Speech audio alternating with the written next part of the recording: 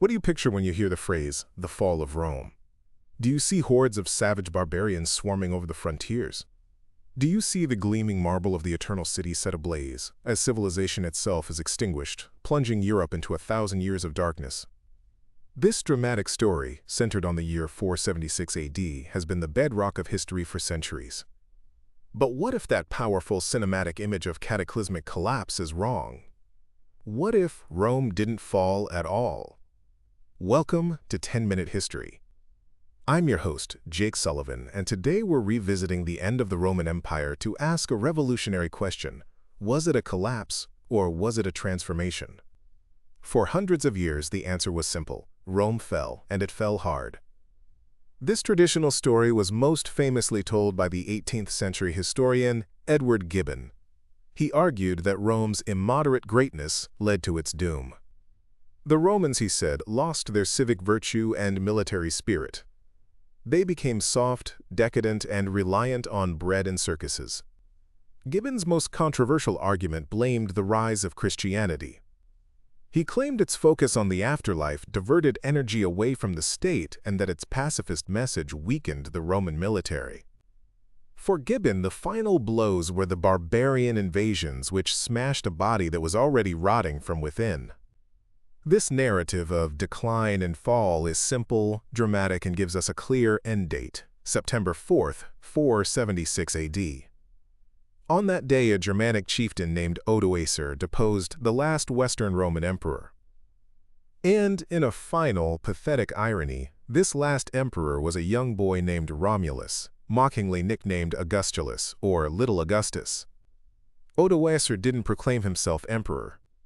Instead, he packed up the Western imperial robes and scepter and sent them to the Eastern emperor in Constantinople, with a message saying the West no longer needed its own emperor. For later historians, this was it. The end. The unbroken line of emperors stretching back to Augustus was severed. The traditional collapse theory argues this was just the final symptom of a complete system failure. Politically, the empire was a mess. The 3rd century saw a 50-year period of constant civil war, with at least 26 barracks emperors rising and falling, most of them assassinated by their own troops. Later, the empire was permanently split into East and West, and the two halves rarely cooperated. By the 5th century, Western emperors were often powerless children, like Romulus Augustulus himself, hidden away in the marsh-protected city of Ravenna. The real power belonged to barbarian generals in their service, like Stilicho the Vandal or Ricimer the Goth. This created a death spiral. The state's ability to collect taxes failed as provinces were lost or powerful aristocrats dodged their payments. Less tax revenue meant a weaker army, which meant more territory lost, which meant even less tax revenue. The economy was in a free fall. Emperors desperate to pay soldiers had been debasing the currency for centuries, mixing cheaper metals into silver coins. This led to runaway inflation, shattering public trust in money. Trade across the Mediterranean, the lifeblood of the empire, was choked off when the Vandals conquered North Africa in the 430s. They became pirates, cutting off Rome's main supply of grain and tax revenue. Cities, the engines of Roman culture, began to shrink dramatically. The population of Rome itself, maybe 1 million people at its height, may have fallen to less than 50,000. Grand public forums were quarried for stone, and aqueducts fell into disrepair. The famous Roman roads became unsafe. Finally, the military itself crumbled. The Roman army became increasingly barbarized, relying on recruits from the very people it was supposed to be fighting. These soldiers, called foederati, were loyal to their chieftains and their pay, not to the abstract idea of Rome. When the state couldn't pay, they often turned on their employers. The army suffered a series of catastrophic defeats. At the Battle of Adrianople in 378, an entire Roman army was wiped out by the Goths. In 410, the Visigoths sacked the city of Rome, a psychological blow that echoed across the world. And in 455, the Vandals sacked it again, this time far more destructively, stripping the city of its wealth. So that's the classic story. Political rot, economic collapse, and military failure leading to a final, definitive end in 476. It's a neat and tidy narrative. But starting in the 20th century, historians began to argue that this picture is far too simple. They proposed a new model, replacing collapse with transformation. This new school of thought, led by historians like Peter Brown, introduced the concept of late antiquity. They argued the period from the 3rd to the 8th century wasn't the death of Rome, but a distinct and vibrant era in its own right. This transformation thesis doesn't deny that the Western imperial state dissolved or that life got harder for many people. The key difference is interpretation. Where the old model sees only rupture and decay, the new one sees continuity, adaptation, and fusion. It argues the, quote, fall of Rome was less a sudden death and more a long, complex metamorphosis.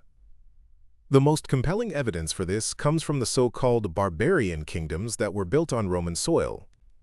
The new Germanic rulers weren't trying to destroy Roman civilization. In many cases, they were actively trying to copy it. They moved into Roman governors, palaces, wore the imperial color purple, and used the language of Roman power. Theodoric the Great, the Ostrogothic king who ruled Italy, governed with the formal approval of the Eastern emperor. He worked closely with the Roman Senate, and his top ministers were brilliant Roman intellectuals. Far from presiding over ruins, Theodoric launched a major building program, repairing Rome's aqueducts and adorning his capital at Ravenna with magnificent new churches. His official policy was civilitas, the preservation of civilized, orderly life. This leads us to one of the most important areas of continuity, the law. The new kings didn't impose their tribal customs on their vast Roman populations. Instead, they issued law codes written in Latin and heavily based on Roman legal principles. The Roman Law of the Visigoths, issued in 506, was essentially a simplified handbook of Roman law for the Roman subjects of the Visigothic kingdom.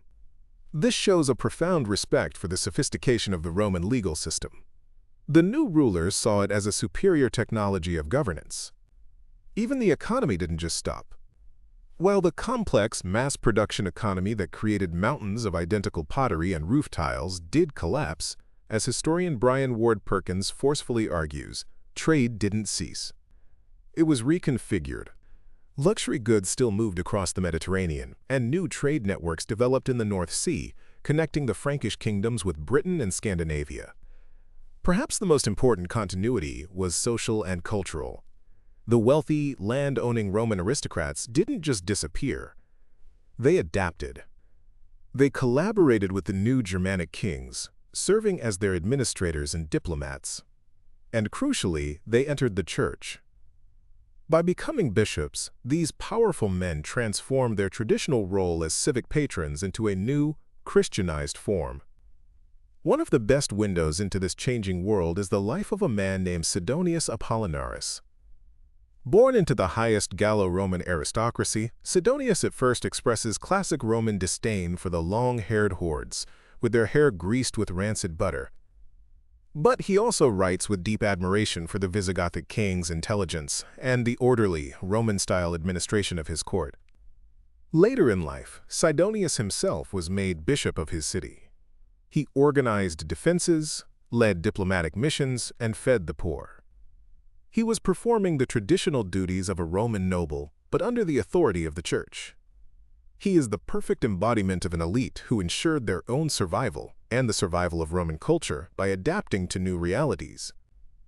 The church itself, which Gibbon saw as a villain, is seen by transformationist historians as the single most important institution of continuity. Its administrative structure was a direct copy of the Roman Empire's. Its monasteries became the new centers of learning, where monks painstakingly copied not just the Bible, but also the great works of classical Latin literature by authors like Virgil and Cicero. Without them, most of ancient literature would have been lost forever. Finally, and most importantly, the Roman Empire didn't actually fall in 476. Only its western half did. The Eastern Roman Empire, which we call the Byzantine Empire, thrived for another 1,000 years.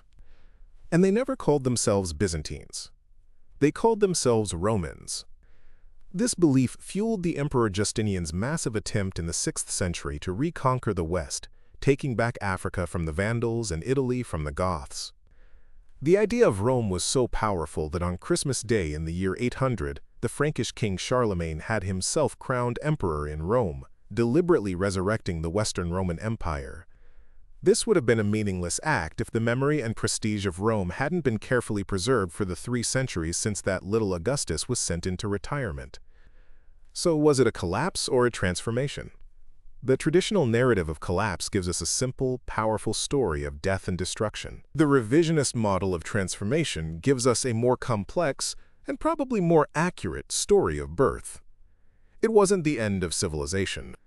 It was the messy, violent, but ultimately creative process that forged the new civilization of the Middle Ages.